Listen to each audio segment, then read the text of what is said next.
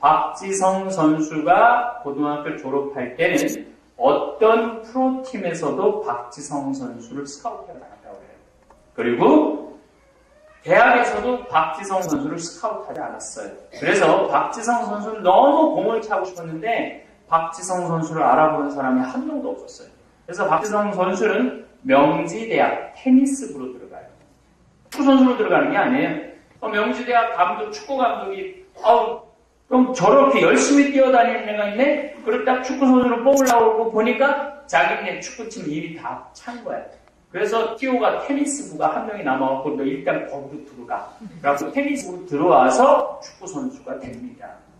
그래갖고 이 박지성 선수는 대학 할 때 열심히 뛰어다녔어요. 그러니까 박지성 선수의 특징은 90분 내내 뛰어다니는 거예요. 근데 그게 히딩크 감독 눈에 띕니다.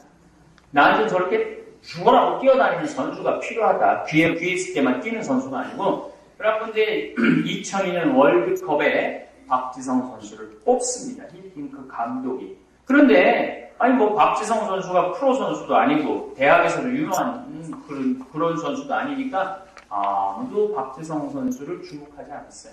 근데 히딩크 감독은 박지성 선수를 평가전 때 미국 골드컵이라는 게 있어요. 거기에 뛰게 합니다. 근데 부상을 입어요. 박지성 선수는 자기가 안 그래도 주목도 받지 못하는데 이것도 부상까지 입으니까 얼마나 낙담을 해요. 그래갖고 박지성 선수는 락카룸에 아주 낙담한 상태에서 앉아 있었어요.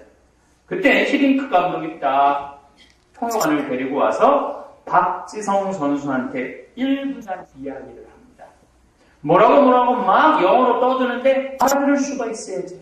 그래갖고 통역관한테 물어봐요. 저 지금 감독이 나한테 뭐라고 그러는 거냐? 그랬더니 통역관이 이렇게 말합니다. 감독이 말하기를 박지성 선수 히딩크 내가 생각하기엔 당신이 너무 훌륭한 정신력, 공에 대한 집중력이 뛰어나기 때문에 당신은 세계적인 대스타가 될 자질이 충분히 있다. 희망을 가져라. 그리고 나갔다는 거예요. 한 번도 자기를 주목한 적이 없는데 그 세계적인 명감독이 당신은 세계적인 대스타가 될 수 있는 자질이 충분하니까 걱정하지 말아라. 그 위로 한마디에 박지성 선수의 인생이 완전히 바뀌었다고 해요. 집도 똑같아요.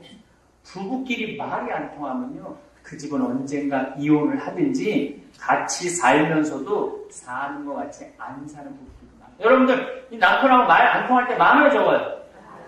여러분들 막 말하면 못 알아들으면 막 안 그래요? 말 안 통하면은 그래요 안 그래요? 여러분들 개는 몇 마디 정도 알아들어요? 손 주죠. 앉아 그러면 앉죠. 엎드려 그러면 엎드려. 이리 와 그러면 와요. 그리고 밥 먹을 때 기다려 그러면 기다려요. 먹어 그러면 먹어요. 개들은 보통 10마디 정도 알아듣는다고 해요. 원숭이는 한 30마디 정도 서로 알아듣는데 원숭이는 그래도 1회도 잡아주죠. 30마디 하면서 1회도 잡아줘요. 사람은 보통 몇 마디 정도 해야지 그 집안에 사람이 사는 것 정도는 10,000마디 정도 해야지 사람이 사는 거예요. 10,000마디 정도. 오늘 어땠어? 좋았어.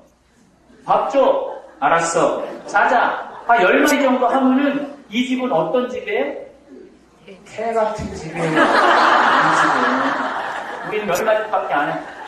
오늘 출근이라는데 오늘은 너무 그냥 태양도 맑고 이 하늘도 푸르고 이제 막 파릇파릇 새순이 나와갖고 학교 가는 길에 너무 좋았어. 난 오늘 뭐 1일 대피정을 했는데 그 인도원에 가갖고 신부님 강의를 들었는데 이런 이렇게 말이 10,000마디 정도 돼야 돼요. 근데 뭐 오늘 잘 지냈어? 좋았어. 아무 일 없었어. 밥 줘. 10마디 정도 하면 이 집은요 그냥 10마디 정도 주고받는 개 같은 집이 되는 거예요. 한 30마디 정도 하면 오랑우탄 같은 집 정도 되는 거죠. 30마디 정도. 그래도 집이라는 건 몇 마디 정도 해야 돼? 10,000마디 정도 해야 돼. 그래서 어떤 사람은 말을 하면 참 좋은 열매를 맺는 말씨를 뿌리는 사람이 있어. 근데 어떤 사람은 말만 하면 상대방의 가슴에 멍을 들게 하는 말풀을 던지는 사람이 있어요. 근데 이게 누가 제일 많이 하느냐면 부부끼리 그래. 부부끼리. 어떤 부부가 이제 길을 가다가 이 남자가 저쪽에 멀리 미니스커트를 입고 가는 여자를 보고 너무 반해갖고 그걸 쳐다보고 있다가 트럭 지나가는 걸 못 봐요. 그러고 그냥 트럭에서 급브레이크를 딱 해요. 그랬더니 갑자기 트럭에서 창문을 탁 열린 기사가 야 이놈의 새끼야 눈을 어디다 뜨고 다니냐고 너 그러다가 죽는다고 이 정신 똑바로 차리라고 막 욕을 바가지로 하는 거예요. 그게 뭐 자기가 잘못했으니 어떻게 그냥 가만히 듣고 있었죠. 그랬더니 앞으로 똑바로 살라고 눈 똑바로 뜨고 다니라고 창문을 잡고 트럭에서 떠났어요. 그랬더니 아내가 남편을 툭툭 치면서 여보 저 트럭기사하고 친해? 아니야 나 처음 본 사람이야. 그랬더니 부인이 해는 소리가 그런데 어쩜 그렇게 당신에 대해서 잘 알아 그러더라고요.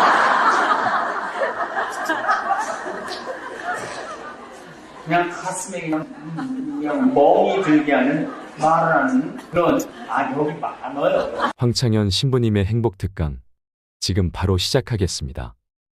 영상이 마음에 드신다면 구독, 좋아요, 알림 설정 부탁드립니다. 70대 할머니가 실버타운에 갔다가 사람들한테 질려서 떠나버린 사연도 함께 들으시면 좋겠습니다. 우리 인간한테 말처럼 중요한 게 없는 것 같아요. 말 한마디로 사람이 기분이 너무 좋기도 해요. 근데 말 한마디 때문에 너무 상처를 입어갖고 다시는 정말 쳐다보기도 싫은 시어머니하고 관계에 있어서 말 한마디 때문에 온갖 상처를 입는 경우도 있죠. 우리가 말 한마디 때문에 오해하는 경우도 많아요. 또 잘못 알아들어서 오해하는 경우가 더 많은 것 같아요. 내가 보기에는 참 잘못 알아들어요, 우리 사람들이. 나는 정말 좋은 마음으로 말했는데 저 사람은 이상하게 받아들이는 사람도 많아요. 내가 한번 이렇게 강론을 이렇게 한번 했는데 한번 어떤 자매가 오더니 신부님 내 얘기를 어떻게 하고 강론 때 내 얘기를 했느냐고 왜 내 욕을 공식적으로 하느냐고 그거 굉장히 당황스러워요. 그래서 우리가 말이라는 것처럼 우리 삶에 있어서 중요한 게 없는데 그 말이 얼마나 소중한지에 대해서 잘 모르는 경우도 많은 것 같아요. 우리 생태마을에 전화해갖고 황당한 하여튼 전화가 많이 와요. 생태마을에 전화해갖고 많은 분들이 이렇게 얘기를 해요. 거기 생태 팔아요? 이러는 분들이 있어요. 우리는 생태 파는 데가 아닌데. 그래서 여기 생태 파는 데가 아닙니다. 그러면 그쪽에서 뭐라고 그러냐면 그럼 황태만 취급하세요? 그래요. 여기 황태 취급하는 데도 아닙니다. 여기는 천주교 피정집입니다. 그러면은 그쪽에서 뭐라고 그러냐면은 피족에만 판다고요? 완전히 자기 방식으로만 이해하는 거예요. 자기 방식으로만. 우리가 살면서 그렇게 말을 잘못 알아듣기도 하고 오해해서 듣기도 하고 또 기분 좋은 말 한마디 인생이 너무너무 한 수십 년 동안 쌓여왔던 그런 서러움이 풀리기도 해요. 그래서 오늘은 말이 얼마나 중요한가. 여러분들 박지성 선수 알죠? 이 박지성 선수가 중학교 때부터 공차는 걸 그렇게 좋아했대요. 초등학교 때로. 근데 고등학교 때는 수원 공고 축구부 선수를 했는데 박지성 선수가 고등학교 졸업할 때는 어떤 프로팀에서도 박지성 선수를 스카우트하러 나갔다고 해요. 그리고 대학에서도 박지성 선수를 스카우트하지 않았어요. 그래서 박지성 선수는 너무 공을 차고 싶었는데 박지성 선수를 알아보는 사람이 한 명도 없었어요. 그래서 박지성 선수는 명지대학 테니스부로 들어가요. 축구 선수로 들어가는 게 아니에요. 명지대학 축구 감독이 그럼 저렇게 열심히 뛰어다니는 애가 있네? 그리고 딱 축구 선수로 뽑으려고 보니까 자기네 축구팀 일이 다 찬 거야. 그래서 티오가 테니스부가 한 명이 남아갖고 너 일단 거기로 들어가. 그래갖고 테니스부로 들어와서 축구 선수가 됩니다. 그래갖고 이 박지성 선수는 대학 할 때 열심히 뛰어다녔어요. 그러니까 박지성 선수의 특징은 90분 내내 뛰어다니는 거예요. 근데 그게 히딩크 감독 눈에 띕니다. 나한테 저렇게 죽어라고 뛰어다니는 선수가 필요하다. 귀에 있을 때만 뛰는 선수가 아니고. 그래갖고 이제 2002년 월드컵에 박지성 선수를 뽑습니다. 히딩크 감독이. 그런데 박지성 선수가 프로 선수도 아니고 대학에서도 유명한 그런 선수도 아니니까 아무도 박지성 선수를 주목하지 않았어요. 근데 히딩크 감독은 박지성 선수를 평가전 때 미국 골드컵이라는 게 있어요. 거기에 뛰게 합니다. 근데 부상을 입어요. 박지성 선수는 자기가 안 그래도 주목도 받지 못하는데 이것도 부상까지 입으니까 얼마나 낙담을 해요. 그래갖고 박지성 선수는 락카룸에 아주 낙담한 상태에서 앉아 있었어요. 그때 히딩크 감독이 딱 통역관을 데리고 와서 박지성 선수한테 1분간 이야기를 합니다. 뭐라고 막 영어로 떠드는데 알아들을 수가 있어야지. 그래갖고 통역관한테 물어봐요. 저 지금 감독 나한테 뭐라고 그러는 거냐? 그랬더니 통역관이 이렇게 말합니다. 감독이 말하기를 박지성 선수, 히딩크 내가 생각하기엔 당신이 너무 훌륭한 정신력, 공에 대한 집중력이 뛰어나기 때문에 당신은 세계적인 대스타가 될 자질이 충분히 있다. 희망을 가져라. 그리고 나갔다는 거예요. 한 번도 자기를 주목한 적이 없는데 그 세계적인 명감독이 당신은 세계적인 대스타가 될 수 있는 자질이 충분하니까 걱정하지 말아라. 그 위로 한마디에 박지성 선수의 인생이 완전히 바뀌었다고 해요. 그러면 그때부터 자신감을 갖고 이 공을 차기 시작했다고 해요. 그래서 16강 포르투갈전에서 딱 볼이 왔을 때, 가슴에 볼이 왔을 때 이 바닥에 공을 떨어뜨리지도 않고 그냥 트래핑을 하고 그냥 바로 발로 공을 차서 넣어서 우리나라를 4강까지 올리는 신화의 주인공이 되죠. 지금은 맨체스터 유나이티드라는 세계 최고의, 지금도 영국 프리미어리그 1위에 거기에 200회 이상 출장한 92번째 선수가 돼요. 그 맨체스터 유나이티드라는 축구팀의 역사가 100년이 넘어요. 거기에 92번째 선수가 돼요. 그리고 아시아인으로 최초로 맨유 주장 완장을 차고 경기에 임합니다. 여러분들 박지성 선수가 자기 자서전에 이 얘기를 써요. 히딩크와 만났던 1분이 내 인생을 갈랐다. 칭찬 한마디가 사람을 완전히 바꾼 거죠. 그래서 어떤 사람은 말을 하면 너무 그 사람들한테 영원한 생명을 주는 말씀을 전하는 사람이 있어요. 여기다 아마 그런 분들 많을 거예요. 주변 사람들한테 막 좌절하고 막 죽고 싶은 사람한테 그러지 말라고, 희망을 가지라고, 당신 하느님이 사랑하는 소중한 아들이고 딸이라고. 내가 이제 살기가 싫어.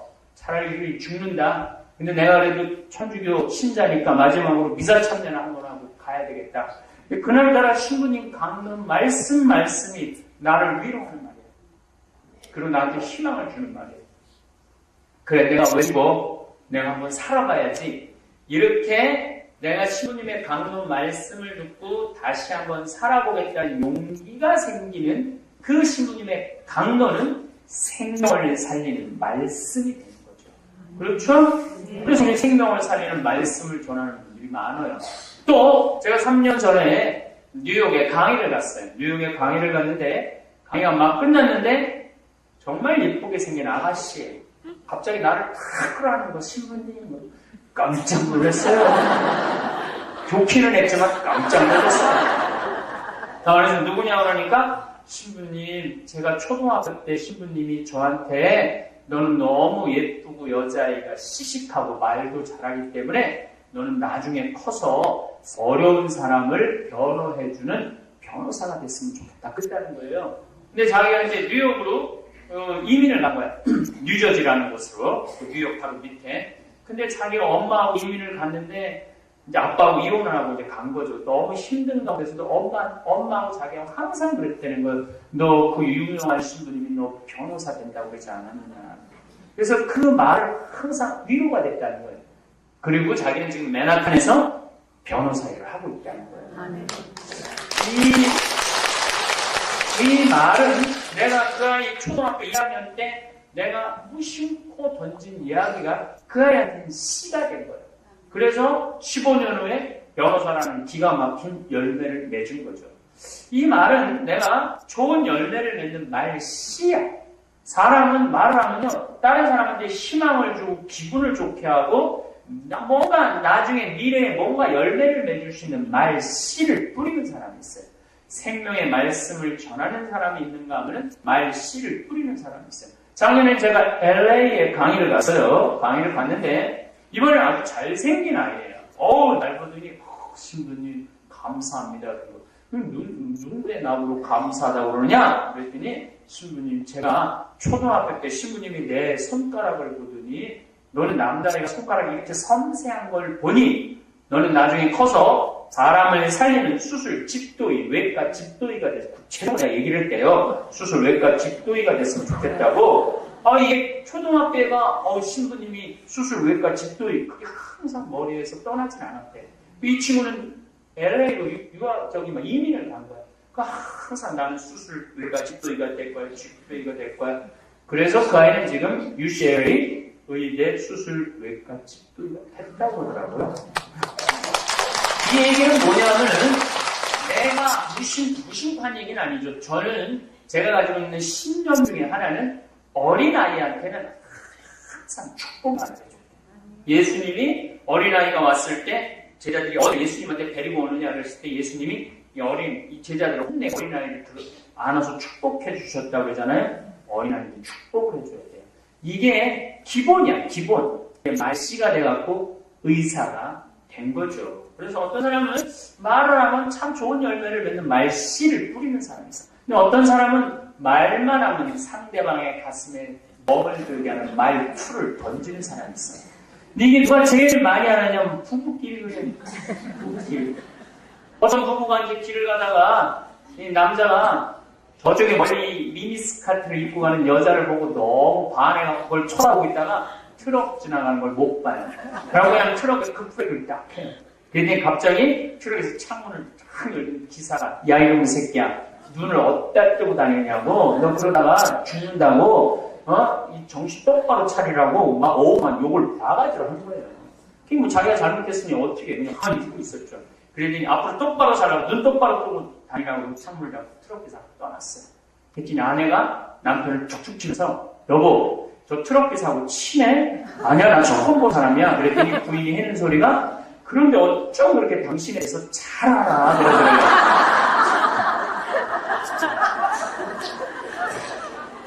그냥 가슴에 그냥 멍이 들게 하는 말을 하는 그런 여기 많아요. 또 내가 우리 형제들 집에 이렇게 이제 초청받아서 이제 집에 갈 때가 있어요. 그럼 뭐 아내들이 뭐 음식도 맛있게 하고 그냥 예쁜 그냥 치마 딱 입고 그냥 또 그런 집에 가보면요 뭐 화분 뭐 이런 거 너무너무 잘 돼 있어. 부럽더라고요 나한테. 그래서 형제님 너무 부럽다고 이렇게 음식 잘하는 마누라 이렇게 이쁜 섹시 이렇게 살림 잘하는 섹시랑 사니까 얼마나 행복하냐고. 그러면은 대부분의 형제님들이 뭐라고 그러냐면은 신부님 우리 마누라 마음에 드는 너무 마음에 든다고. 그럼 신부님 그냥 데리고 가라고. 많아요. 말투지. 애들 보면 뭐라 그래? 애들을 보면 그냥 예쁘게 생겼다. 좀 애들이 좀 어렸을 때 못나기도 하잖아요. 그러면은 아무리 이상하게 생겼어도 야 장군감이다 이렇게 말해줘야 되는데 어떤 엄마들은요 농담 반 진담 반으로 얘 견적 많이 나오겠네. 이렇게 말을 아이는 상처를 안 입지만 누가 상처를 입어요? 엄마가 상처를 입어요. 우리는 무심코 던지는 말 한마디에 많은 사람들이 멍이 든다는 얘기예요. 그래서 내 입에서 나오는 말이 얼마나 소중한지 많이 생각해야 된다는 거죠. 30만 년 전에 지구에는 두 종류의 인간이 살았어요. 제가 두 종류라고 말씀을 드립니다. 하나는 네안데르탈인. 이 네안데르탈인은 독일 네안데르탈이라는 계곡에서 발견한 뼈예요. 그런데 인간이야. 똑같이 해골, 뭐 손발, 손가락, 발가락 10개 다 있는. 또 하나는 우리 직접 조상 호모사피엔스의 두 종류의 인간이 살았어요. 호모사피엔스의 후손은 우리 황인종, 흑인종, 백인종 이렇게 있어요. 그러니까 우리는 똑같은 조상님을 가지고 있는데 자손들이야. 그러니까 우리 황인종이랑 백인종이랑 같이 잠을 자면은 희끄무리하게 태어나요. 같은 조상의 자손들이니까. 또 백인종하고 흑인종하고 같이 잠을 자면은 거무칙칙한 데 태어나요. 한 종자니까. 근데 문제는 네안데르탈인하고 호모사피엔스는 백날 잠을 자도 애가 생기지 않아요. 지구상에서 똑같이 인간으로 뛰어다니지만은 이 두 종자는 이 DNA 자체가 틀린 인간이에요. 그런데 이 네안데르탈인은 얼마나 뼈가 굵으냐면 우리 호모사피엔스랑 씨름을 시켜 컴퓨터로 시뮬레이션으로 씨름을 시켜 봤더니 네안데르탈인이 우리 호모사피엔스를 뼈를 으스러뜨릴 만큼 힘이 좋아요. 그런데 3만 년 전에 지구에서 네안데르탈인은 영원히 사라지고 우리 호모사피엔스만 지구에 남아서 지금 이렇게 다 온 지구에 퍼져서 사는 거예요. 그래서 많은 학자들이 연구를 해서요. 뇌용량도 크고 뼈도 굵은 네안데르탈인이 왜 지구에서 사라졌을까? 그보다 훨씬 약한 호모사피엔스 왜 지구에서 살아남았을까? 두 가지를 발견해요. 하나는 네안데르탈인은 이마가 누워있어. 지금 누가 이마가 누워있느냐면 침팬치, 오랑우탄들이 다 이마가 누워있어요. 이마가 누워있다는 건 뭐냐면은 발음을 못하는 거예요. 여러분들 지금 누워가고 말해보세요. 한번 누워보세요. 누워보세요. 말이 잘 나와야 돼요. 발음이 안 나오는 거 발음이. 또 한 가지는 네안데르탈인은 혀천장이 평평하고 호모사피엔스는 혀천장이 동그란 거예요. 그러니까 혀천장이 평평했던 네안데르탈인 내가 이것까지 누워있으니까 발음을 못하는 거예요. 모음을 전혀 발음을 못하는 거예요. 그러니까 이 네안데르탈인은 저 계곡에 지금 사슴이 있다. 우리 잡아먹으러 가자. 이 말을 못하는 거예요. 그래서 뭐라고 그러냐면은 그러는 거예요. 자기네들끼리. 어제 내셔널 지오그래픽 밤 10시에 한반도에 사라진 그거 잠깐 보신 분들은 그 말 뜻이 무슨 뜻인지 알 거예요. 처음에는 이게 우리처럼 말을 자유롭게 못했어요. 특히 네안데르탈인은 모음을 발음을 못해갖고 그러니까 그냥 다른 동료들이 무슨 말인지 알아야지 지금. 얘네 지금 사슴을 보고 와갖고 저걸 잡아먹어야지 우리가 사는데 그 말 뜻을 못 알아듣는 거예요. 근데 호모사피엔스들은 여러분들 지금 혀천장 다 동그래요. 동그랗죠? 이렇게 동그랗게 이렇게 돌아져 있죠? 모음을 발음을 하는 거예요. 저 계곡에 사슴 있다. 우리 잡아먹으러 가자. 그러니까 네안데르탈이 말이 안 통하는 혼자 영웅 잡으러 가는데 호모사피엔스들은 10명씩 가서 잡는 거예요. 그러니까 호모사피엔스는 지구상에서 살아남았고 말이 안 통했던 네안데르탈은 지구에서 영원히 살아서. 집도 똑같아요. 부부끼리 말이 안 통하면요. 그 집은 언젠가 이혼을 하든지 같이 살면서도 사는 것 같이 안 사는 부부들도 많아요. 여러분들 이 남편하고 말 안 통할 때 많아요 적어요. 여러분들 막 말하면 못 알아들으면 막 안 그래요? 말 안 통하면은 그래요 안 그래요? 그럴 때 많죠? 이 말이 안 통하면 죽는 거예요. 여러분들 어제 재판했다고 그러고요. 작년 3월 13일 날 고등학교 3학년 아이가 엄마를 죽였어요. 기억나시죠? 근데 오늘 1년이 지났는데 어제 재판을 했어요. 어제.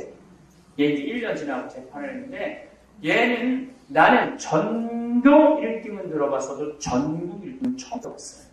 얘는 전국 4,000등 정도 하는 애예요. 여러분들 모의고사 봐갖고 전국 4,000등이면요. 공부 무지하게 잘하는 애예요. 왜냐하면 고등학교 3학년이 한 50만 명 정도 되거든요. 그럼 50만 명에 4,000등이면 100명 중에 1등 하는 거예요. 100명 중에 1등이면 내가 전교 중에 500명이면 전교 5등 하는 애야. 서울대가 1년에 몇 명 뽑느냐면 4,000명 뽑아요. 4,000명. 연대 4,000, 고대 4,000명 뽑아요. 그래서 우리가 말하는 스카이 대학이 12,000명 정도 1년에 뽑아요. 그런데 여기 중간에 빠지는 게 있어요. 의대, 치대, 경찰대가 서울대학 들어가기도 어려워요, 요즘. 경찰대, 그 다음에 물산, 포항, 공대, 그 다음에 카이스트 다 빠지면요, 전국 4,000등이면요, 서울대 그냥 걸어 들어가요. 근데 이 엄마는 애한테 항상 뭐라고 그러냐면은 전국 1등 하라고 그래요. 그러니까 전국 4,000등을 갖고 집에 이 성적표를 갖고 못 가는 거예요. 그래갖고 애가 고친 거야. 전국 62등으로. 62등으로 고쳤는데 엄마가 이 성적표를 보고 엄마가 전국 1등 하라는데 전국 60위밖에 못하느냐고. 그리고 골프채로 야구방망이 8시간씩 때렸다는 거예요. 그리고 애가 공부를 못하면 밥을 아예 안 먹었다는 거예요. 잠도 안 재우고. 근데 이제 작년 3월 14일이 어떤 날이냐면 학부형 초청 진학 상담하는 날이에요. 그러니까 전날 얘가 어떻게 칼을 먹었죠. 주는 거 엄마를. 엄마 키가 1m 55밖에 안 되는데 조그만 엄마가 아닌데 얘가 칼을 찔러 죽인 거예요. 왜? 얘가 그렇게 얘기를 해요. 전국 62등도 이렇게 두들겨 맞는데 8시간씩 내가 4,000등인데 드러나면 엄마 날 죽일 거다. 이 엄마는 몇 마디 했느냐면 서울대, 법대, 전국 이것만 얘기를 한 거야. 여러분들 자식들한테요 공부하라고 그 3가지 말만 하면 애가 못 알아들어요. 너 꿈이 뭐니? 하고 싶은 게 뭐니? 나중에 네가 돈을 많이 벌어서 하고 싶은 건 뭐니? 돈이 최종 목적이 아니고 엄마 나는 아프리카에 가서 어린 사람들 도와주고 싶어. 아니면 난 세계 여행을 하고 싶어. 엄마 나는 좀 더 뭐 이런 공부를 하고 싶어. 돌을 닦고 싶어. 뭐 이런 얘기를 해야 되는데 우린 되게 뭐야?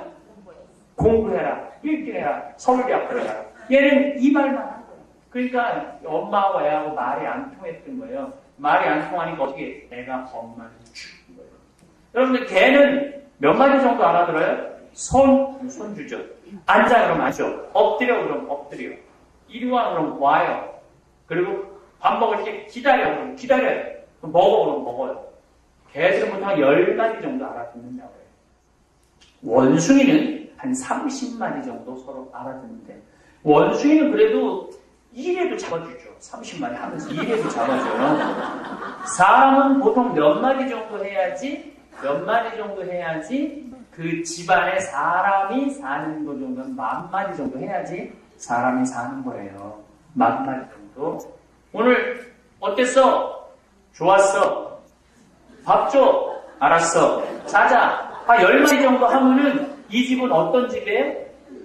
개 같은 집이에요. 이 집은. 우리는 몇 마디밖에 안 해. 오늘 출근이 가는데 오늘은 너무 그냥 태양도 맑고 이 하늘도 푸르고 이제 막 파릇파릇 새순이 나와갖고 학교 가는 길에 너무 좋았어. 난 오늘 뭐 1일 대피정을 했는데 그 인도원에 가갖고 신부님 강의를 들었는데 이런 얘기. 이렇게 말이 10,000마디 정도 돼야 돼요. 근데 뭐 오늘 잘 지냈어? 좋았어. 아무 일 없었어. 밥 줘. 10마디 정도 하면 이 집은요 한 10마디 정도 주고받는 개 같은 집이 되는 거예요. 한 30마디 정도 하면 오랑우탄 같은 집 정도 되는 거예요. 30마디 정도. 그래도 집이라는 건 몇 마디 정도 해야 돼? 10,000마디 정도 해야 돼. 집이라는 건 10,000마디. 우리 집은 얼마나 여러분들 100년 전에 흰수염 고래라고 있어요. 이게 얼마나 크냐면 비행기만 하는 거예요. 근데 100년 전에 지구상에 이 흰수염 고래가 30만 마리 정도 있었다고 해요. 근데 지금은 1,000마리밖에 안 남았대요. 근데 이 흰수염 고래는 특징이 뭐냐면은 물속에서 새우가 너무너무 많아. 그럼 북대서양에서 여기 지금 새우가 많으니까 저기 멕시코에 있는 친구들아 일일이 새우 먹으러 와라. 그리고 물속에서 음파를 보내는 거야. 와 음파를 보내면은 보통 몇 킬로 정도 떨어진 형제들이 듣느냐면 2,000km 정도 떨어진 형제들이 듣고 자기네들이 그러는 게 야 저기 지금 북대서양에 새우가 많대더라. 먹으러 가자. 그리고 쫙 간대요. 그런데 그 많던 흰수염고래가 순식간에 다 사라져버린 거예요. 그 왜 사라졌느냐 조사를 해봤더니 배 프로펠러 때문에. 이게 이제 무역이 발달하면서 배들이 많이 다니면서 프로펠러가 계속 소리를 내니까 음파가 깨지는 거야. 정보가 전달되지 않으니까 어떤 일이 벌어지느냐 하면은 이게 얘네들이 죽는 거예요. 남편하고 아내가 서로 정보를 전달하고 부모하고 자식이 서로 자기가 아는 정보를 전달해야만이 그 집은 사는 집이 되는 거예요. 생명을 살리는 집이 되는 거예요. 그런데 그냥 남편은 남편대로 집에 들어와서 한마디 안 하고 아내는 아내대로 집에 와서 한마디 안 하고 애는 애대로 지금 지가 폭력을 일진이한테 폭력을 당하는지 하는지 한마디도 안 하면요 이 집은 어떻게 되는 집이야? 네안데르탈인 사라질 지구에서 사라질 수가 없어요. 말이라는 게 이렇게 중요하다는 거예요. 제가 미국 그 강의 가면서요 깜짝 놀라는 일을 발견했어요. 어떤 일을 발견했냐면은 애들은 한국말을 할 줄 모르고 엄마는 영어를 할 줄 모르는 거예요. 이게 여러분들 상상이 가요? 상상이 안 가죠? 똑같은 한국 놈인데요. 내가 그 가정집에 가면은요, 한국말을 못하는 거예요. 영어만 하는 거예요. 그럼 내가 엄마한테 쟤하고 의사소통 잘 되냐고 그러면 안 된대요. 자기 애가 막 영어를 못 알아듣는데요. 엄마는 저기 막 한국말 하면 애는 한국말 못 알아듣고. 이 집은 치치치 하는 집이에요. 그런데 여러분들 그 문제 때문에 나한테 와서 상담하는 LA, 뉴욕, 캐나다 사람 너무 며칠 전에 와서도 그런 분이 또 왔어요. 신부님 지금 애가 말이 안 통한다는 거예요. 애가 마약을 하는데 어떻게 할 수가 없다는 거예요. 그런데 마약하는 애들이 너무 많아. 왜? 내가 답답한 일이 있으면 그래도 결국 누구한테 얘기하고 싶어? 엄마한테 얘기하고 싶은데 내 말을 못 알아듣는 거야. 기껏 엄마가 영어를 한다는 게 wake up, 일어나라. eat breakfast, 아침 먹어라. go to school, 학교 가라. 그리고 이제 집에 들어오면 take homework, 숙제해라. go to bed, 자라. 이 정도 얘기예요. 그 10마디 정도 하는 거죠. 내가 왜 이 동양놈이 미국에 와서 왜 사는지 이유도 엄마가 전혀 얘기해 주잖아요. 한국은 이렇게 교육제도가 힘들고 어렵고 먹고 사는 게 힘들어갖고 엄마 아빠가 니네들 행복하게 하려고 시험이 없는 세상에 데리고 왔다. 그러니까 너는 정말 꿈을 마음껏 펼쳐라. 하고 싶은 걸 다 해줬으면 좋겠다. 엄마가 이런 얘기를 애한테 계속 해주고 이야기를 나눈다면 애는 굉장히 건강하게 자랄 거예요. 근데 내가 여기 왜 와갖고 저 서양 놈들하고 저 잘난 놈들, 돈 많은 놈들하고 왜 힘들게 해야 되는지 이유도 모르니까 애들이 마약을 하는 거예요. 그러니까 뭐 우리 미국 가면 다 성공하는 거 같죠? 한 사람의 90%는 실패하는 거예요. 우리 몇 퍼센트만 듣는 거야? 10%만 듣는 거야. 그게 막 유학 갔다, 뭐 이민 갔다, 부러워 하나 없어요. 90%가 실패한다는 거, 90%가. 그러니까 여러분들 여기 대한민국, 말 통하는 대한민국에서 사는 게 얼마나 행복한지 아세요? 말도 안 통하는 데 가면요, 답답한 게 한두 개가 아니에요. 우리 생태마을에, 이제, 그 딸이 이제 지금 한국에 들어왔어요. 교감 선생님이 있는데, 뉴욕에서 있었어요. 아들은 미국에서 태어났어. 딸은 지금 NYU, 뉴욕 주립대학 졸업해갖고, 블루밍데일즈라는 백화점에 취직해갖고 매니저를 하고 있어요. 딸은 프랑스어, 중국어, 영어, 한국어 너무너무 잘해요. 4개국어. 얘는 뭐 초고속 승진하는 거예요. 그런데 이 아들은 메리랜드 첫 고등학교라는 학교를 나왔어요. 이 학교가 어떤 학교냐면은 케네디 대통령이 졸업한 학교예요. 이 학교는 고등학교인데 한 학기 등록금이 5천만 원이에요. 한 학기 등록금이. 그러니까 1년을 보내려면 1억이 있어요. 1년. 3년 보내려면 3억. 고등학교예요. 그러니까 여기는 어떤 애들이 보통 들어오느냐, 왕족 애들이. 그러니까 고등학교에 비행장이 있어, 비행장. 애들 비행기 타고 학교 오는 거예요. 우리가 상상이 안 가죠. 그런데 이 집 아들이 그 고등학교에 학생회장을 했어요. 그래갖고 우리나라 신문에도 나오고. 그러니까 이제 아버지가 이제 한국에 와서 일하니까 얘가 한국에 온 거야. 얘가 콜롬비아 대학 4년 전액 장학생이야. 그래갖고 이제 와갖고 이제 했는데 애가 얼굴 잘생겼고 매너 좋고 일 잘하고 근데 결정적으로 한국말 못하는 거야. 결정적으로. 그러니까 아버지 생일날 이제 카드를 보냈어요. 3줄 썼어요. 한국말로. 아버지 생일 축하합니다. 아버지 사랑합니다. 그리고 맨 밑줄에 뭐라고 썼냐면 네 아들 윤진이가 이렇게 써요.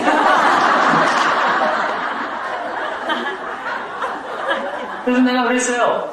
얘 이렇게 해서는 안 된다. 이렇게 해서는 안 된다. 얘는 앞으로 신문에 또 뉴스타임, 뭐 뉴욕 뭐 위크 뭐 이런 데 굉장히 많이 나오는 애거든요. 얘 앞으로 뭐가 돼도 될 아이인데 얘 지금 자기 뿌리인 한국말을 못하면 어떻게 하냐. 1년 휴학시켜라. 그래갖고 작년에 1년 휴학하고 연세어학당에 와서 한국말 이제 잘해요. 글도 잘 쓰고. 얘는 이제 된 거예요. 말이 통하는 애니까. 얘는 이제 중국어 할 줄 알죠. 스페인어 할 줄 알죠. 영어 할 줄 알죠. 한국어 할 줄 알죠. 얘는 어딜 가도 성공할 수밖에 없어. 그 가장 뿌린 한국어를 잘하니까 이제. 이번에 이제 미국으로 돌아가고 3학년 했는데 올레이도 받았다고 그러더라고요. 또 신문에 또 났다고 그러더라고요. 그러니까 여러분들 말이라는 게 중요하고 공부 잘하는 게 중요한 게 아니라 말이라는 게 중요한 거예요. 말이 통해야 돼. 여러분들도 자식하고 말이 통해야 돼. 남편하고도 말이 통해야 돼. 근데 말이 통하긴 통해야 되는데 지대로 통해야 된다는 얘기죠. 지대로. 2009년에 한글날을 기념해갖고 참 재미난 실험을 했어요. 어떤 실험을 했느냐 하면 밥을 져서 한쪽 밥 아나운서실에 들어가고 한쪽 밥한테는 밥아 고마워 사랑해 너 때문에 내가 살아 이렇게 말하라고 했어요. 반대쪽 밥 아나운서들한테는 뭐라고 그랬냐면 너 미워 쳐다보기 싫어 꼴보기 싫어 죽어버려 이렇게 말하라고 했어요. 근데 보름 후에 촬영팀이 찾아갔는데 놀라운 사실이 이게 드러났어요. 봐봐 고마워 사랑해 너 때문에 내가 살아 이렇게 말한 밥에는 하얀 곰팡이가 피는 향기가 나요. 누룩이 핀 거죠. 근데 미워 쳐다보기도 싫어 꼴보기 싫어 이랬던 밥에는 새카맣게 썩어버린 거예요. 여러분들 밥도 사랑한다면 하얀 누룩이 피는데 사람은 어떨 것 같아요? 사람은 내가 이렇게 보통 막 결혼하려고 하는 선남 선녀들 이뻐요 안 이뻐요? 걔네들 왜 이쁜지 알아요? 남자가 맨날 만날 때마다 난 세상에서 제일 예쁜 너랑 살아서 데이트해서 너무 좋아 나랑 살아줘 너무 예뻐 행복해 보고 싶었어 달을 따라줄까 별을 따라줄까 맨날 이런 얘기 들으면은 여러분들 맨날 이런 얘기 들으면은 예쁠 것 같아 안 예쁠 것 같아? 예뻐요. 그런데 그렇게 예쁜 애들을 혼배를 시켜주고 10년이 지나고 나면요 그 이쁜 얼굴이 온데가 이제 없어져요. 이상하게 막 일그러져 있는 애들이 너무너무 많아요. 왜 그럴까요? 남편이 그때 내가 눈이 뼈지 야간 조명에 널 만나는 게 아니었는데 나가지고 쳐다보기 싫어 꼴보기 싫어 매일 이렇게 말하면은요 10년 그런 얘기 들으면 미울 것 같아 안 미울 것 같아요? 미워. 저는요 제가 실질적으로 경험을 했어요. 어떤 경험을 했느냐면 내가 본당 신부 때 혼배를 한 쌍을 해줬어요. 남자는 영화 배우예요. 여자는 스튜디오스였어요. 내가 그 혼배 면담을 딱 들어왔는데 정말 똑바로 쳐다볼 수가 없었어. 여자가 너무 이뻐갖고. 너무 예쁘면 똑바로 쳐다보기 좀 그럴 수 있잖아요. 네. 야, 너무 잘 어울리는 거예요. 그래서 내가 이렇게 기가 막히게 이쁜 그 항공사에서 그 스튜디오스가 그 선발대가 있는데 벌써 1등한 스튜디오스래요. 너무너무 예뻤어요. 그리고 내가 혼배를 해주고 나는 다시 볼 기회가 없었는데 10년 후에 그 스튜디오스가 찾아왔어요. 신부님 절 기억하냐고. 이상하게 못생긴 여자예요. 절 기억하냐고 그래서 생각이 안 난다고. 어느 본당에서 신부님 저 혼배해줬고 남편이 영화 배우였다. 생각해보니까 그 여자 얼굴이 근데 너무 못생긴 거예요. 왜 이렇게 됐냐고 그러니까 남편이 결혼하고 자기 비행 나갔다 올 동안 그 신혼살림에 여자들에게 바람을 피고 가는 거예요. 그렇게 10년을 살고 나니까 그 이쁜 얼굴이 온데간데 없는 거예요. 사람은요, 그 사랑한다, 고맙다, 그러니까 어떤 한 50쯤 된 여자들이요, 보면은요, 50된 여자들이 형은 참 못생긴 얼굴인데 이상한 이쁜 여자들이 있어요.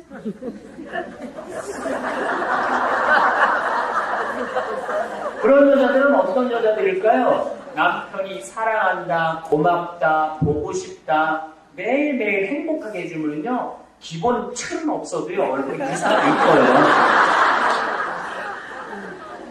그런데 50이 된 여자들 중에 이 이목구비 분명하잖아요. 이제 코도 오똑하고, 눈매도 여기 쌍꺼풀도 있고, 입술도 아주 앵두 같고, 그런데 무섭게 생긴 여자들이 있어요. 그런 여자들은 20년 동안 남편이 죽어라, 같이 살고 싶지 않다, 이혼하자, 이런 얘기를 20년 동안 들으면요, 아무리 잘생긴 얼굴이라도요, 이상하게 믿게 될 수밖에 없어요. 어떤 말을 하고 사느냐, 어떤 말을 듣고 사느냐는 우리가 참 중요한 거예요. 말에는요, 생명력이 있어요. 말에는 씨가 있는 거예요. 어떤 말을 듣고 사느냐에 따라 사람은 행복하고 안 행복하고 결정되는 거예요. 여러분들, 어느 가게집을 갔어. 음식을 먹으러 갔어. 근데 그냥 장사 잘 돼? 친해. 같은 교우야. 근데 그냥 사장이 아유 파리만 날리고 이러다가 이거 완전히 망하게 생겼어. 조금 있으면 우리 망할 것 같아. 이렇게 말하는 집에는 다음에 가서 음식 사 먹을 것 같아? 안 사 먹을 것 같아? 안 사 먹어. 왜 안 사 먹느냐면 야 이거 뭐 안 팔리면은 반찬도 2, 3일 있던 거 또 나올 것 같고 뭐 넣었던 거 다시 나올 거 별 생각을 다 하면서 다시는 그 집 안 가요. 근데 장사 잘 돼? 아 그래도 그냥 단골 손님이 와갖고 물건도 제때제때 들어오고 회전이 잘 돼. 그래도 이런 집을 자꾸 가고 싶은 거예요. 근데 내가 어떤 말을 하고 사느냐에 따라서 행복과 불행이 결정돼요. 여러분들 애들을 보고 아들을 보고 이렇게 잘생긴 아들을 하느님이 내 집에 이렇게 떨어뜨려 주셔서 난 너무 행복해. 이렇게 이쁜 딸을 난 매일 볼 수 있어서 너무 행복해. 얘네들은 집에 들어오고 싶어요. 내가 너 낳고 미역국 먹은 내가 미친년이야. 그거 죽으려고 그러는 거 살려놨더니 이게 눈 똑바로 뜨고 엄마한테 대주니까 이 외수 같은 거 나가 대줘라 차라리. 쳐다보기도 싫어. 이런 말을 하면요 애들 집에 안 들어와요. 집이 안 들어오면 집이 썰렁하고 생명력이 없어요. 그 남편도 집에 안 들어와요. 그럼 여자가 혼자 뭐라 자기 혼자 불행하다고 그러는 거예요. 씨는 누가 다 뿌려놓고 불행의 씨는 본인이 다 뿌려놓은 거예요. 의외로 그런 사람들이 많아요. 제가 10년 전에 우리 주교님이 저한테 대학교 교수로 가라고 했어요. 근데 제가 거절했어요. 나는 생태마을 가서 농사 짓고 살고 싶다고. 그냥 주교님이 좋은 자리 내가 제안을 했는데도 그걸 거절하고 내가 평창에 갔단 말이야. 누구 찬성하지 않았어요. 10년 전에는. 그래서 내가 이제 주교회에 일을 하니까 뭐 인천교구, 대구교구 내가 모시던 주교님 황신구고 평창 잘돼 아무도 찬성하지 않는 그것도 교구 바깥에 내가 갔으니 얼마나 안 되겠어요. 얼마나 힘들어. 나는 안 된다는 말을 한 번도 해본 적이 없어요. 물건을 내가 농산물을 해도 오는 사람이 있어서 살 거 아니에요. 근데 내가 뭐라고 그랬어요? 10년 전에 너무 잘 된다고. 찾아오는 사람 있냐 그랬을 때 내가 뭐라고 그래? 너무 많이 온다. 사실은 한 달 내내 한 명도 안 오는 거예요. 그렇게 10년을 제가 말을 했어요. 근데 첫 해 매출액이 1억이었어요. 근데 작년에 매출액이 18억이에요. 그리고 첫 해 1000명도 안 왔는데 작년에 3만 명이 왔어요. 3만 명이. 말이 씨가 되게 돼 있는 거예요. 내가 축복의 말을 하면 축복 오게 돼 있고 내가 원망, 저주, 절망의 말을 하면요 절망밖에 나를 기다리고 있는 게 없어요. 올 초에 내가 우리 직원들 그리스 터키 사태 이탈리아 그 다음에 무슨 리먼 브라더스 미국 이란 석유 너무너무 불안했어. 연초에 이제 연간 회의를 할 때 우리 직원들 22명이 내가 딱 회의할 때 내가 뭐라고 그랬냐면 올해는 느낌이 너무 좋아. 대박 터질 것 같아. 이제 주 5일째이기 때문에 이제 어차피 한 달에 한 번은 나와. 그런데 우리 생태마을은 10년 동안 준비된 공간이야. 그래서 엄청나게 많이 올 거야. 직원들이 이해가 안 가는 거예요. 지금 한 명도 예약도 안 들어왔는데 느낌이 1월 첫 주부터. 그런데 관장 신부가 너무 느낌이 좋다고 그러니까 이 사람들이 뭔가 그래 한번 해볼까 분위기가 너무너무 좋은 거예요. 그런데 놀랍게도 8월 말까지 예약이 꽉 찼어요.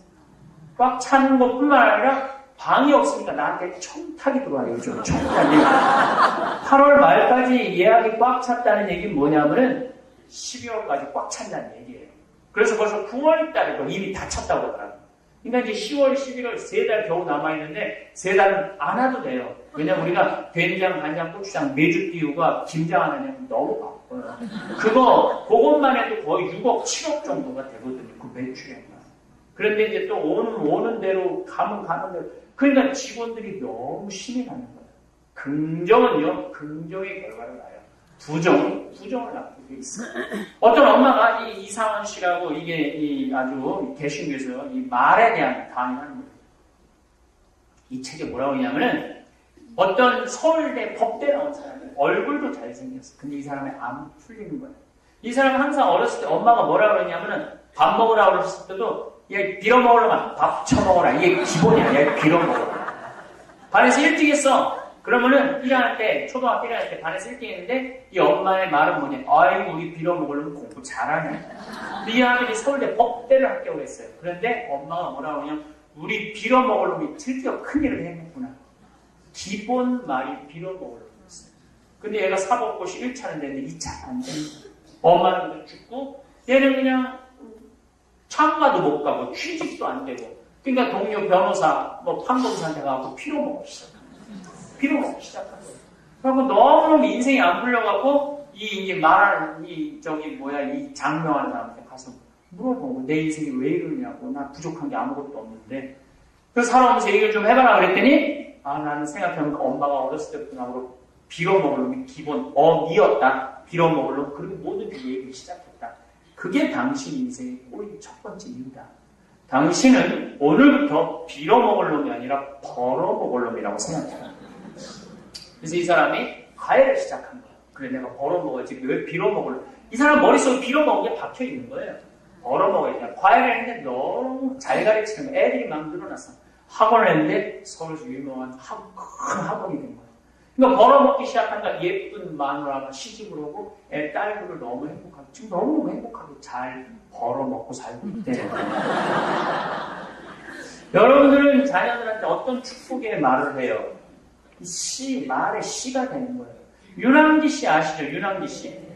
이 사람의 아버지가 미 8군에 다니면서 노래하던 분이에요. 근데 마약으로 죽어요. 어머니 춤추던 분이에요. 유랑 일단 따라다니다가 죽어요.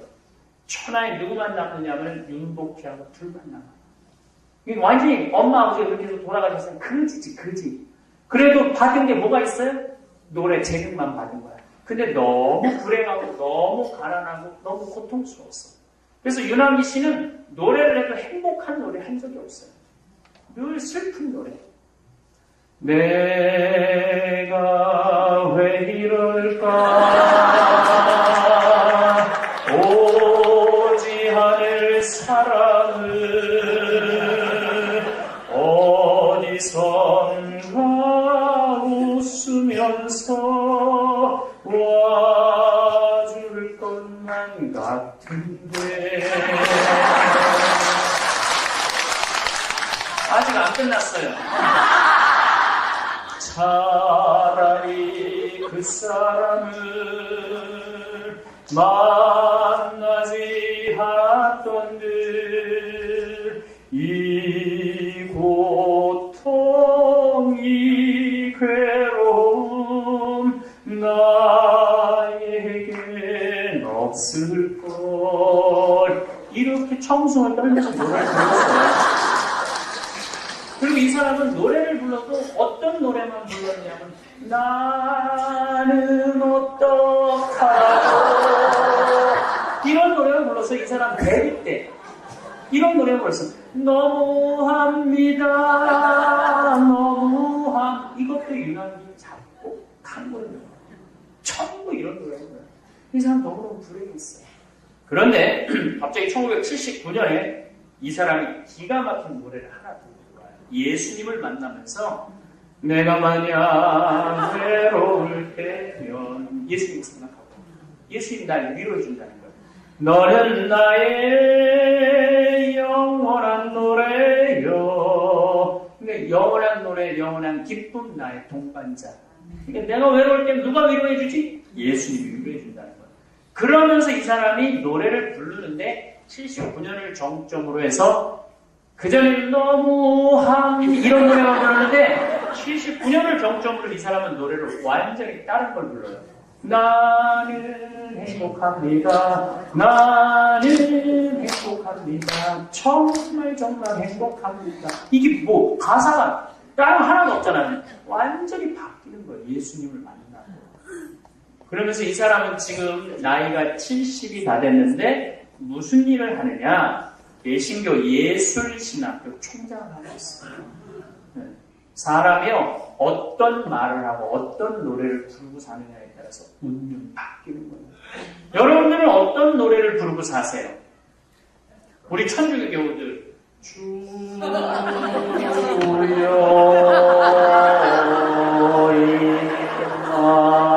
임하소 성당 가고 싶어요? 안 가고 싶어요?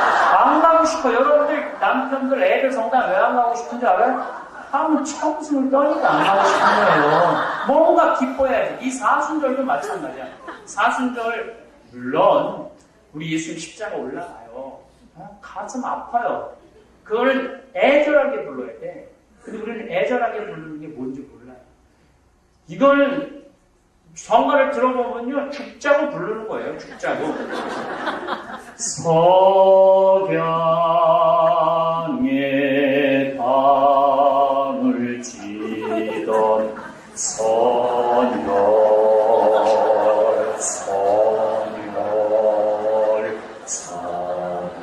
죽지는 거지.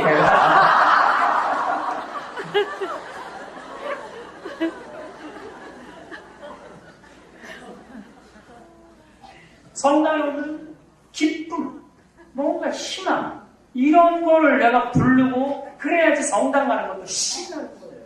맨날 죄이다, 죽음 싸다, 희생해야 된다, 십자가를 끌어안아라, 가시를 뺄 생각을 하지 말고 가시를 끌어안아라, 이런 얘기만 계속 하고 살잖아요. 그러면요, 그게 처음엔 우리 가슴을 울려요. 그렇지만 1년, 2년, 10년을 하다 보면 지겨워요. 지겨워서 부담스러워요. 오기 싫어요. 그래서 냉담으로 들어서는 거예요. 성당 매일 사는 게 즐거워야 돼요. 신나고 행복하고.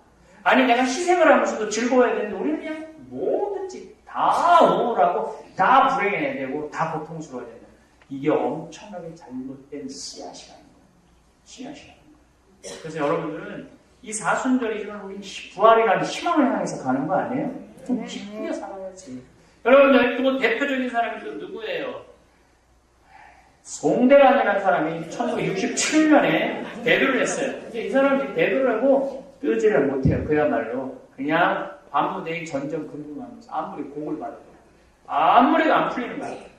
그래갖고 그전에는 다른 사람들한테 곡을 받다가 75년에 난 다른 사람한테 곡 안 받을 거야. 내가 할 거야. 내 인생을 내가 개척할 거야. 그리고 본인 스스로 작사, 작곡을 해요. 노래를 들고 나와요. 그게 뭐냐면 쨍하고 했던 날 돌아왔다는 거예요. 그래갖고 돈도 못 벌던 그 사람이 그 노래 하나로 때 돈을 벌어야 돼. 돈을 얼마나 버느냐면 보따리에 그냥 싸들고 돈을 싸들고 들어와갖고 그 돈을 쉬지 못하고 엄마하고 그냥 돈 속에서 파묻혀서 잠을 자는 거예요. 말 한마디에 우리 운명이 바뀌는 거예요. 우리 인생이 바뀌는 거예요.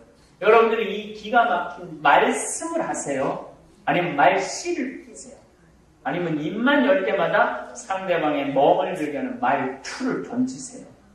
제가 오늘 여러분들하고 이야기하고 싶은 것은 여러분들은 말씀을 하는 분들에게 말씨를 전하는 분들에게 말투는 하지 말고 그랬으면 좋겠어요. 그래서 이게 상대방의 언어를 알아야 돼. 남편은 아내의 언어를 알고 아내는 남편의 언어를 알고 엄마는 자식의 언어를 알고 자식은 엄마의 언어를 알아야지 서로 말이 통하는 거예요. 근데 우리는 서로의 언어에 대해서 전혀 몰라요. 전혀. 그래서 그 언어가 잘 들어있는 데가 내 책 사는 맛 사는 멋이 잘 들어있어요. 내가 오늘 갖고 왔어요. 제발 책 좀 읽으세요. 그래서 책을 읽어보시면 많은 도움이 되고 또 CD 화가 나십니까? 그거를 요즘 내가 그 CD 때문에 많은 사람들이 전화를 많이 하고 우울증이 너무 없어졌다는 거예요. 그리고 너무 사는 게 즐겁고 행복하다는 거예요. 또 유혹과 행복이라고 신앙생활에 특히 성모님 얘기가 거기 많이 들어가 있어요. 내가 3군데를 다녀왔어요. 성주순례, 과달루페, 파티마, 루르드 3군데. 이번 2월 달에는 파티마를 다녀왔는데 저는 너무 큰 은혜 받았어요. 정말 성모님은 진짜 엄마. 나를 어느 누구보다도 걱정해주고 배려해주는 엄마 같아. 어쨌든 그 CD에 아주 누가 감동적으로 전율이 느낄 정도라고 했으니까 10분 쉬면서 사인을 해드리도록 하겠습니다. 이제 상대방의 언어에 대한 얘기를 10분 후에 하도록 하겠습니다. 감사합니다. 저 할망구 매너하고는 실버타운에 살면서 격식이라는 걸 모르네. 맞아요. 맨날 저렇게 후줄근한 옷만 입고 다니더라고요. 자기를 가꾸지도 않네. 여자인데 늙어서 명품 하나 없는 거 보니 자식들이 신경도 안 쓰는 모양이야. 우리 딸은 나한테 항상 좋은 것만 사주는데. 이봐요. 지금 무슨 소리를 하시는 겁니까? 저기요. 세 분 몰려다니면서 남 욕하는 게 격식 있는 사람이 할 수 있는 태도예요. 어이가 없어서 제발 내면을 좀 더 가꾸세요. 요즘 케이블 방송에서 김원희 씨가 나오는 실버타운 소개 방송을 보면 서울 도심권의 실버타운은 그야말로 초화 시설에 마치 고급 호텔을 방불케 합니다. 보증금도 10억에 부부 한 달 식대 포함 관리비가 최소 800만 원 정도이니 중산층은 언감생심 꿈도 꾸지 못할 정도입니다. 그런데도 대기를 해야 할 정도라고 하는데 제가 생각하기에도 과연 그 속에 사는 사람들 중 몇이나 삶의 만족을 하고 살고 있을지 궁금했습니다. 돈이 넘쳐나서 남들이 만들어주는 음식에 청소에 심지어 택시까지 불러주는 서비스를 받지만 이건 돈 많은 좀비에 지나지 않습니다. 사람은 나이가 들어도 몸을 움직이며 작은 노동이라도 해야 하고 타인들과도 소통도 필요합니다. 위의 대화처럼 서로 잘났다고 자랑질하다 싸움질하고 틀어지기 일쑤입니다. 인간이 이런 동물이니 이건 어디에도 다 있습니다. 그러함에도 불구하고 실버타운이 좋다고 하면 아무것도 모르고 들어가서 산송장이 될 수밖에요. 저는 죽는 날까지 가사 노동이라도 하면서 손수 밥 짓고 반찬 만들다 이제 그만 살아야겠다는 결심이 서면 곡기를 끊고 조용히 천국으로 가는 소망을 늘 가지고 있습니다. 그 좋다는 값비싼 실버타운. 여러분은 천국이라고 생각하시나요? 지옥이라고 생각하시나요? 아이러니하게도 큰 비용을 지불하고 삐까뻔쩍한 실버타운에 사는 사람들 중에서 치매 환자가 정말 많이 생긴다고 합니다. 그 이유는 무엇일까요? 바로 우울증이라고 합니다. 나이가 들면 건강관리를 잘해서 내 집에서 죽을 때까지 사는 것이 최고입니다. 혹시나 각종 매스컴과 방송에서 실버타운에 대한 좋은 이야기만 듣고 부러운 감정이 들거나 나도 나이 들어서 실버타운에서 호의호식하면서 살아야겠다는 생각을 하셨던 분들이라면 오늘 영상을 꼭 보시길 바랍니다. 행복하게 나이 드는 방법, 노년의 지혜를 전합니다. 먼저 실버타운에 대한 현실을 뼈저리게 경험한 이정순 할머니의 이야기를 들려드리겠습니다. 이제 더 이상 고급 실버타운이 반갑지 않은 이유. 평화로운 주말 아침. 이정순 할머니는 부엌 창가에 앉아 조용히 보리차를 마십니다. 차 한 모금 한 모금이 따뜻하게 목을 적셔주었습니다. 그리고 곧 마음속 깊은 곳에서는 여전히 실버타운에서 기억하고 싶지 않은 추억이 떠올랐습니다. 창밖을 내다보며 정순 할머니는 고요한 시골의 풍경을 바라보았습니다. 이제는 다시 고향으로 돌아와 편안한 일상을 보내고 있었지만 실버타운에서 시간은 그녀에게 깊은 상처를 남겼습니다. 70대 중반의 이정순 할머니는 고요한 시골 마을에서 평생을 보낸 후 실버타운으로 이사를 결정했습니다. 정순 할머니는 다정하고 인자한 성품을 지닌 분으로 세 자녀를 모두 키워내고 이제는 자신의 여생을 편안하게 보내고자 했습니다. 남편은 몇 년 전 세상을 떠났고 자녀들은 각기 다른 도시에서 바쁜 삶을 살고 있어 정순 할머니는 혼자 남겨진 시간을 채우기 위해 실버타운을 선택하게 되었습니다. 무엇보다 남편이 없는 일상은 지루하고 쓸쓸했는데 그리고 혼자 지내다가 갑자기 아프게 될 경우 곤란한 상황 때문에 실버타운이 더욱더 끌렸죠. 정순 할머니는 작은 텃밭을 가꾸는 것을 좋아하며 젊은 시절에는 마을 사람들에게 손맛 좋은 음식 솜씨로 유명했습니다. 사람을 좋아했던 할머니는 마을 사람들에게도 친절했습니다. 이른 새벽 일찍 일어나 마당을 쓸고 집안을 정돈하는 일은 할머니의 오랜 일과였습니다. 비록 시골에서의 삶이 단순하고 평범했지만 그녀에게는 모든 것이 소중한 일상이었습니다. 실버타운에 들어가기로 결정한 이유는 무엇보다도 그곳이 제공하는 다양한 편의시설과 안전한 환경 때문이었습니다. 할머니는 실버타운에서 새로운 친구를 사귀고 건강하게 여생을 보내리라 기대에 부풀어 있었습니다. 처음에는 고급스러운 시설과 친절한 직원들 덕분에 할머니의 기대는 현실이 되는 듯 보였습니다. 이정순 할머니는 실버타운에 들어가기로 결심하고 많은 정보를 알아보았습니다. 그러나 할머니의 마음 한구석에는 꺼림칙한 감정이 자리 잡기 시작했습니다. 먼저 실버타운에 입주하는 데 필요한 금액이 너무 비쌌습니다. 보증금과 월 납부 비용이 예상보다 컸지만 남편이 남겨준 유산과 자식들의 도움으로 이 문제는 해결할 수 있었습니다. 그러나 입소 자격 조건을 확인하면서 할머니는 당혹감을 느꼈습니다. 80세 이상은 신규 입소가 불가하고 혼자 거동할 수 없거나 치매가 있는 사람은 입소할 수 없다는 규정이 있었습니다. 매년 치매 검사를 받아야 했고 문제가 있으면 더 이상 실버타운에 머물 수 없었습니다. 이 사실을 알게 된 순간 정순 할머니는 말문이 막혔습니다.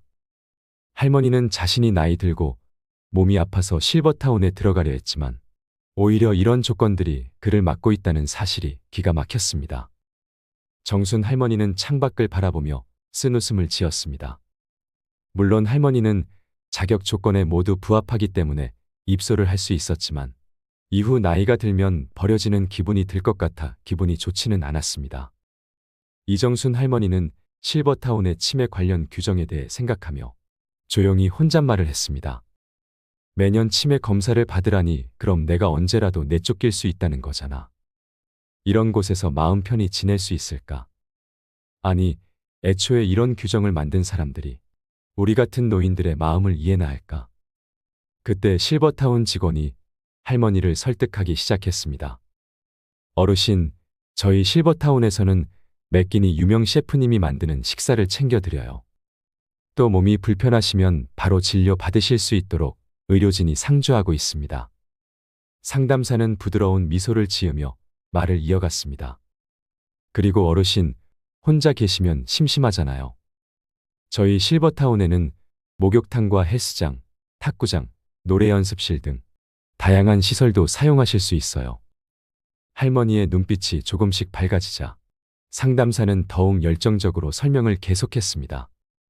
그리고 저희는 50여 개의 다양한 동아리 활동을 운영하고 있습니다. 할머니께서 관심 있는 분야에 참여하셔서 새로운 친구들을 만나고 함께 활동을 즐기실 수 있습니다. 또한 매주 새로운 문화 체험 시간이 마련되어 있어 다양한 문화를 접하고 풍부한 경험을 쌓으실 수 있습니다. 상담사는 할머니에게 따뜻한 미소를 지으며 말을 맺었습니다. 많은 분들이 이곳에서 만족하고 계세요. 어르신도 이곳에서 행복한 시간을 보내실 수 있을 거라 믿습니다. 우여곡절 끝에 결국 할머니는 실버타운에 입주하기로 했습니다. 치매 검사가 마음에 걸렸지만 상담 직원이 할머니를 끈질기게 설득해 입주하기로 마음먹었습니다. 이정순 할머니는 실버타운에 입주한 첫 달 동안 행복감을 느꼈습니다. 새로운 환경에서의 생활은 할머니에게 신선하게 다가왔습니다. 매일 정성껏 준비된 식사를 하고 다양한 시설들을 이용하며 여유로운 시간을 보낼 수 있었습니다. 할머니는 매일 아침 참가에 앉아 따뜻한 차를 마시며 새로운 삶의 활기를 느꼈습니다. 그러나 시간이 흐르면서 할머니는 점점 불편한 점들을 느끼기 시작했습니다. 그중 하나는 사람으로부터 오는 스트레스였습니다.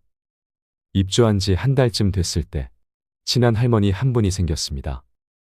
그녀는 처음에는 따뜻하고 친근하게 다가와 정순 할머니에게 큰 위로가 되었습니다. 하지만 이내 그 친한 할머니는 매번 자식 자랑을 시작했습니다.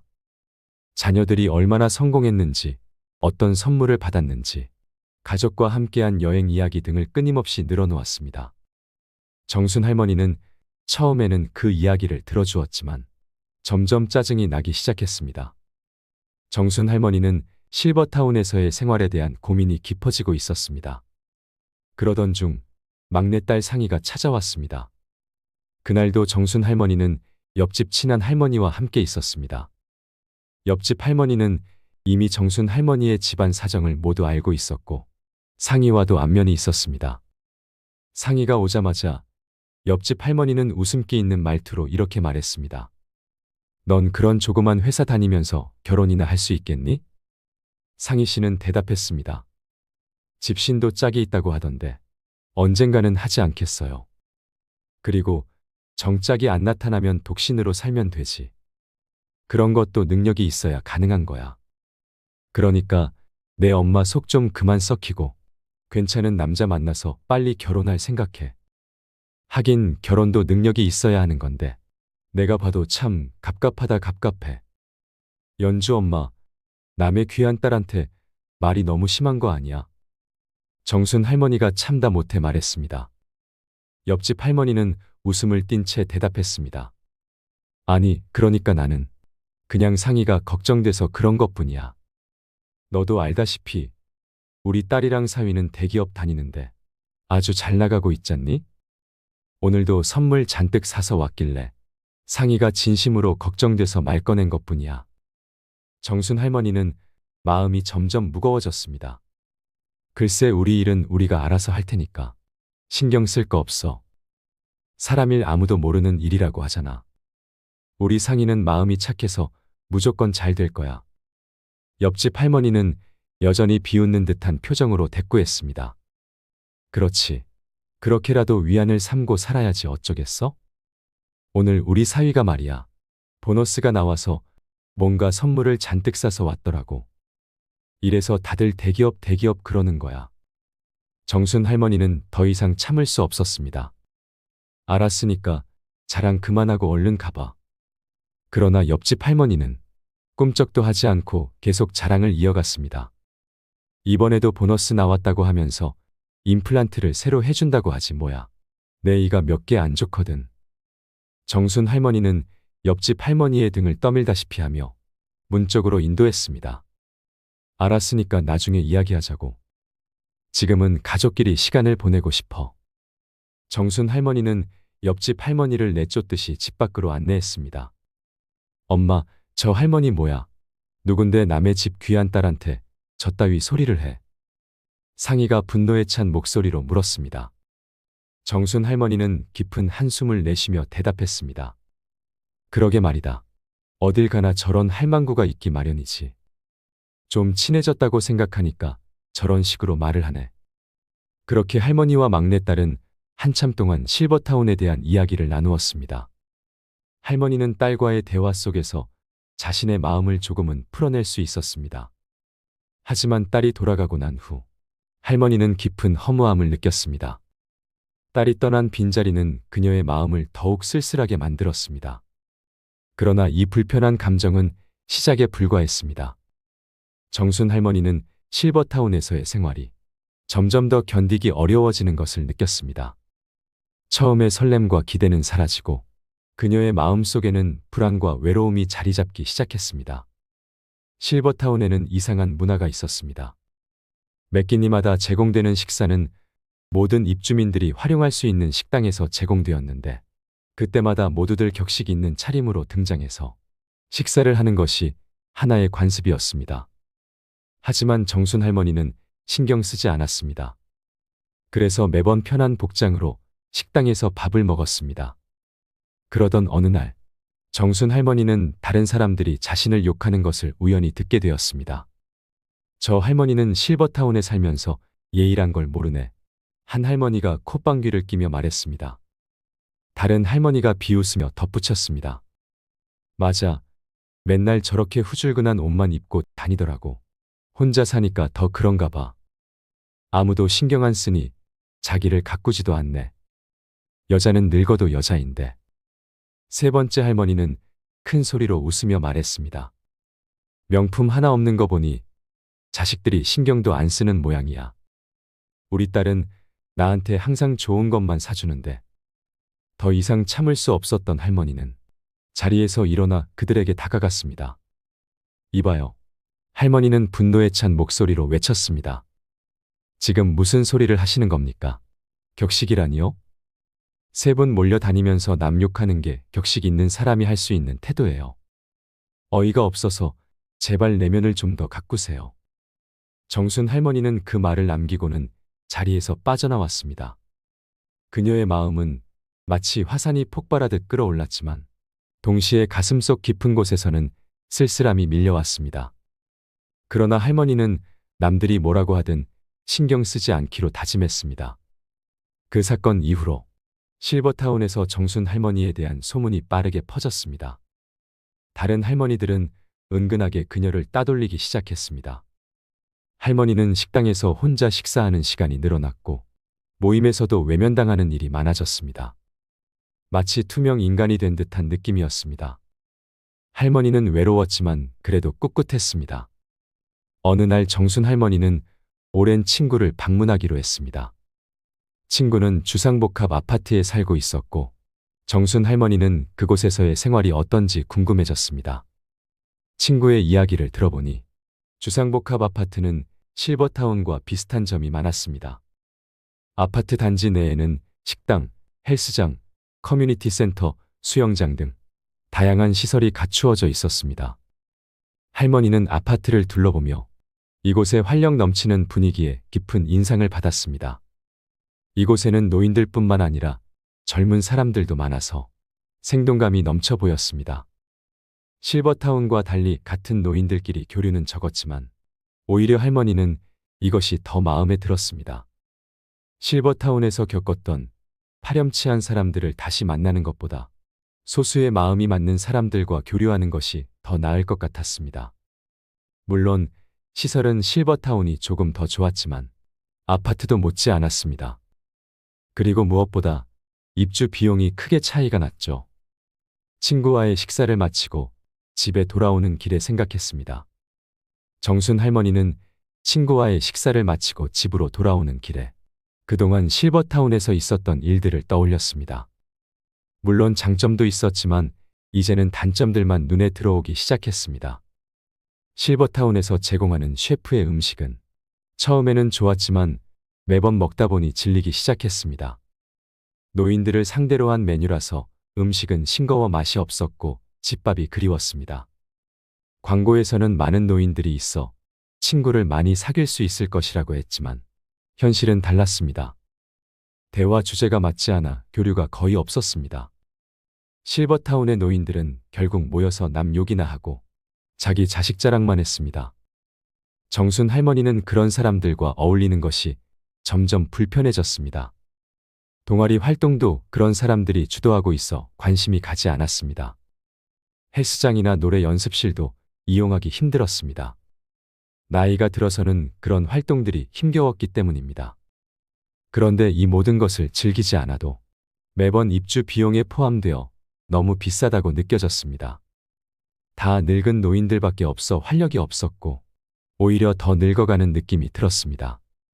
결국 모두 사람들이 모여 사는 사회인데 그 사람들이 싫다 보니 집에만 있기 일쑤였습니다. 이곳에서 할머니는 철저하게 배제된 느낌이 들었고 창살은 없었지만 집에만 갇혀있는 감옥 같다고 느꼈습니다. 그 무렵 할머니는 우울증이 시작된 것 같았습니다. 가슴이 답답하고 의욕이 없었죠. 할머니는 이 모든 생각을 마음속에서 되새기며 실버타운에서의 생활이 자신에게 진정한 행복을 주지 못한다는 결론에 이르렀습니다. 그렇게 집에 도착해서 조금 쉬려고 하는데 배가 아팠습니다. 의료진에 연락을 했습니다. 의료진은 광고와 달리 무책임하게 대처했습니다. 저희는 전문의가 아니어서 간단한 진료 말고는 할 수 있는 게 없습니다. 의료진은 이렇게 말하며 할머니를 외면했습니다. 할머니는 더 이상 참을 수 없어 멀리 있는 아들에게 전화를 걸어 도움을 요청했습니다. 아들은 급히 달려와 할머니를 근처 도시의 병원으로 모시고 갔습니다. 다행히 큰 병은 아니었고 진료 후 할머니는 안심할 수 있었습니다. 그러나 실버타운의 의료진에 대한 실망감은 이루 말할 수 없었습니다. 광고에서는 24시간 전문 의료 서비스를 제공한다고 했지만 실제로는 그와는 거리가 멀었습니다. 할머니는 실버타운의 이중적인 모습을 깨닫고 깊은 좌절감을 느꼈습니다. 값비싼 비용, 질리는 음식, 다른 사람 눈치를 봐야 하는 생활 방식, 그리고 무엇보다도 남의 이야기를 좋아하는 사람들 속에서 그녀는 진정한 행복을 찾지 못했습니다. 그래서 할머니는 결국 실버타운을 떠나기로 결심했습니다. 다른 할머니들은 정순 할머니의 결정을 말렸지만 그녀의 결심을 꺾을 수는 없었습니다. 여기를 떠난다고 해서 더 나은 곳이 있을까요?